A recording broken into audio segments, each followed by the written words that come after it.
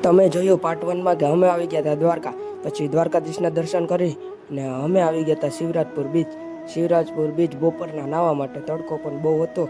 પછી અમે આવી ગયા હતા નાહવા માટે. રાઈડું પણ હતી ને, પણ રાઈડું બંધ હતી ને ઓલી બાજુ પબ્લિક હતી. પછી અમે કરી ગયા હતા દરિયામાં નાહવા માટે ને થઈ ગયા હતા આખા કારા મય જેવા નાહીને. પછી ત્યાંથી અમે નીકળી ગયા હતા ઘર તરફ. અમારે બેટ દ્વારકા જવાનું કેન્સલ થયું, કારણ કે અમારે ટાઈમનો કંઈ મેળ આવે એમ નહોતો. મંદિર ત્યાં 4 વાગે ખુલતું હતું, પછી 4 વાગે ખુલે ને આવીએ કંઈ, પછી ત્યાંથી નીકળી ગયા હતા. પછી અમે આવી ગયા હતા જમવા માટે. તો હોટલમાં આવી ગયા, જમવાનો ઓર્ડર દઈ ગયો હતો, આવતો હતો. પછી ત્યાંથી નીકળીને આવી ગયા હતા હરસિદ્ધિ માતાના મંદિરે. ત્યાં મંદિરે હરસિદ્ધિ માતાના આવ્યા હતા 6 વાગી ગયા હતા. હવે બેટ દ્વારકા ગયા હોત તો કેટલા વાગે કંઈ ખબર નહીં.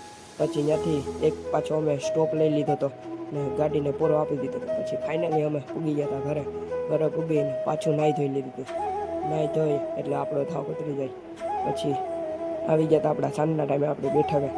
આ તો નવરી બજાર બેઠી હતી ને આને ઘરે મહેમાન આવ્યા હતા, એ હજી ગયા નતા, એ આવ્યો હતો ને આ પણ જાજા દીવે દેખાણો આજે.